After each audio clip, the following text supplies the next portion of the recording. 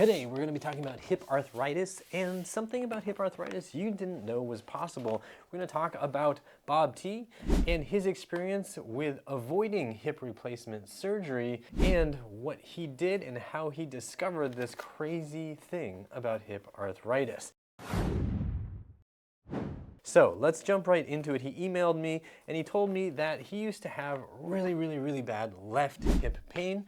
In 2020, he got hip injection to try to kill that pain. It didn't work. He was really surprised that that injection didn't work because he had had an injection in his spine previously that did cure or at least alleviate his back pain.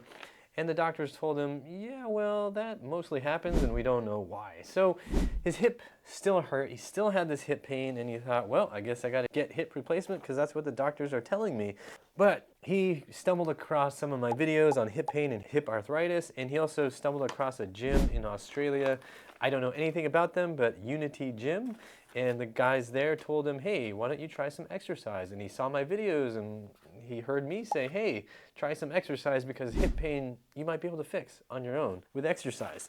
And so he just worked on hip exercises. He says, I pressed the pause button and said, not yet on hip replacement surgery. So he started doing a bunch of my hip exercises. He started doing what the Unity guys were saying. And he did that religiously for 6 to 8 months. And now we're about to hit that part where there's this kind of mind-blowing, hey, can hip arthritis do that? And before we get to that, I just want to remind you to click the like and subscribe buttons because from now to the end of 2024, I'm donating 1 cent to the Wounded Warriors Project. Every single like on every single video on my channel, 1 cent is going to the Wounded Warriors Project. And for every new subscriber, I'm giving another 1 cent to the Wounded Warriors Project. So I want to give at least $5,000 to the Wounded Warriors, so I need you to click the like button and subscribe if you haven't already. I appreciate it. Now let's go back to the story. He gives us a little background, which I thought was so funny when I read it. I had been in the habit of knowing exactly when I was really awake in the morning for several years by a special signal. As soon as I saw this, when I was reading it the first time, I was like, oh man, I don't want to go rated R. But he continues, I'm not a morning guy, very slow to get going. So normally when I became aware of hip pain, I knew I was fully awake. It was just part of my daily routine. So that's how he knew he was awake. That's his alarm, like, okay, yep, my left hip hurts. Ow, ow, ow, I'm awake. Great way to wake up, as I'm sure you can imagine. And he says, I remember waking up one morning and noticing, holy crap, my left side hip doesn't hurt. He'd been doing exercise for 6 to 8 months and left side stopped hurting. Just the right side did. I did a mental double take. What the heck? I didn't recall swapping my hips during the night. No abduction by aliens. I slept the same way. Diet unchanged. Hip arthritis can't switch sides, can it? And so he realized, the only answer was the exercise, right? So hip arthritis, the hip pain, you might be thinking like, yeah, it's all the arthritis. The arthritis is the thing that makes the difference, right? So he had all this arthritis on the left side and all of a sudden it switched to the right side, right? No, of course not. That, of course, couldn't happen. Arthritis cannot do that, right? So when we think about arthritis, we're thinking, okay, it's all damaged, bones are all messed up, it's just rotting to pieces, and that's what's causing your pain. But none of that damage in his hip changed. All he did was exercise.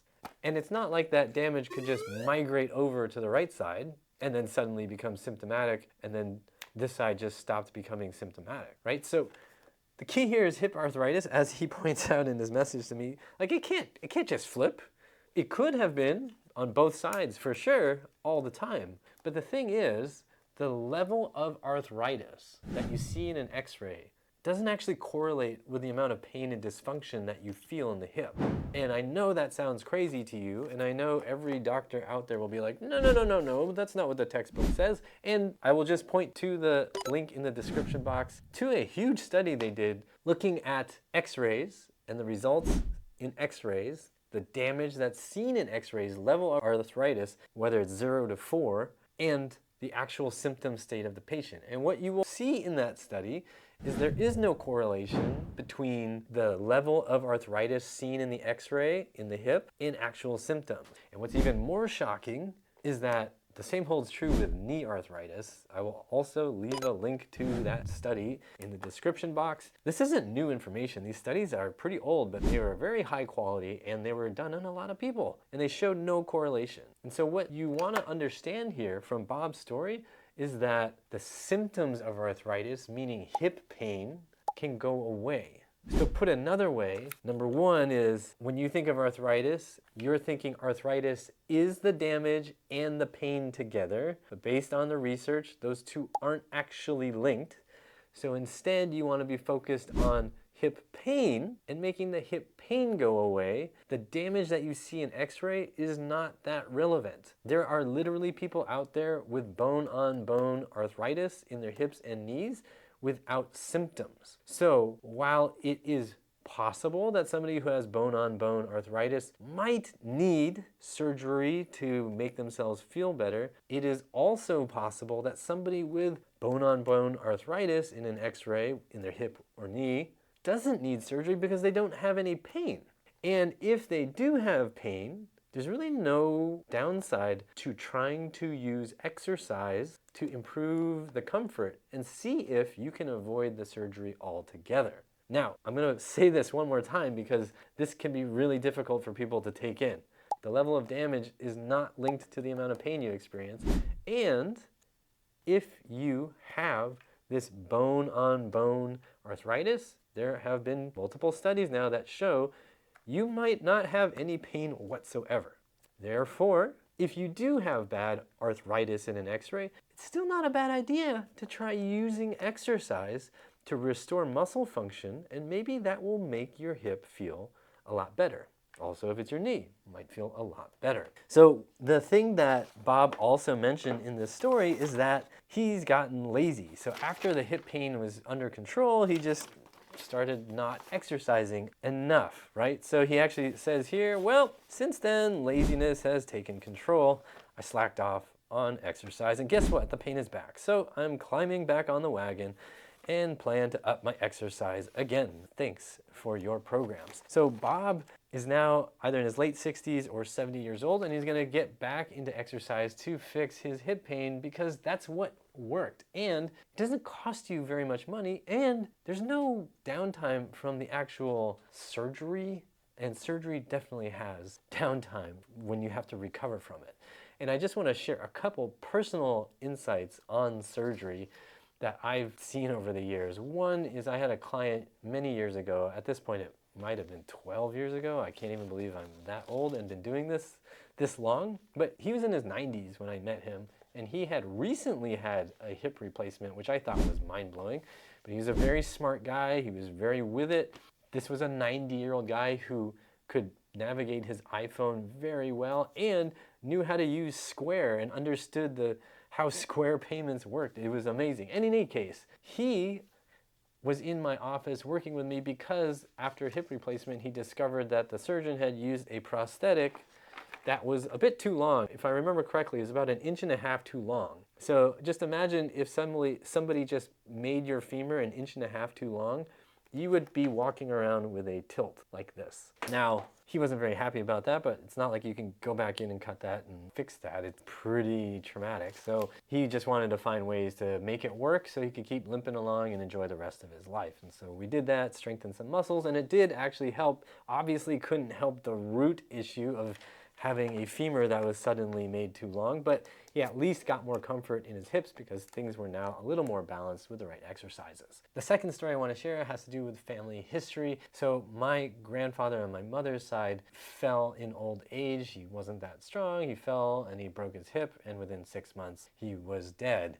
He was in a hospital through all this time and just, never really recovered from breaking his hip. My father actually with dementia and just never exercising after he retired, he basically physically declined. One night he tripped on his way to the bathroom, broke his hip, right? So the lack of muscle, the lack of coordination really caused a major issue. And for my father, he broke his hip, and despite my reservations about surgery and discussing it with the doctors in depth, we ended up choosing to have his broken hip bone fixed, and they put him on blood thinners, and he had brain bleed a week later and died. So the point there is that you need to be able to protect your hips as best you can. You need to have muscles around your hip joint. You need to be able to move your legs well. You need to be able to balance your body on top of your legs and your hip joints to keep yourself comfortable, safe, and independent. Regardless of what an X-ray says, you still have control over what your muscles can do, how big they are, how strong they are, how useful they are. And that will change everything about how you age and how good you feel in your daily life. So I strongly encourage you to do what Bob's doing and keep exercising, keep moving your hips, keep building muscle around your hips, stretch them if they're too stiff, and gradually increase your ranges of motion so that you can live a healthy, independent life for as long as possible. If you are looking for ways to do that, please be sure to check the description box down below, because I've made a ton of videos that can help people of any age increase their hip strength and flexibility. Before we close, I do want to remind you to hit the like button to help me with the Wounded Warriors Project fundraiser. I really appreciate it, and they will really appreciate it too. I have made a couple follow-along videos that I will link to right here that you should watch to start working out your hips. And if you want a comprehensive program to help you rebuild your hips at home, go to uprighthealth.com/DIY and check out the Healthy Hips program. Make sure you click the like button to help me with the Wounded Warriors fundraiser. And as always, I hope you remember that pain sucks, life shouldn't.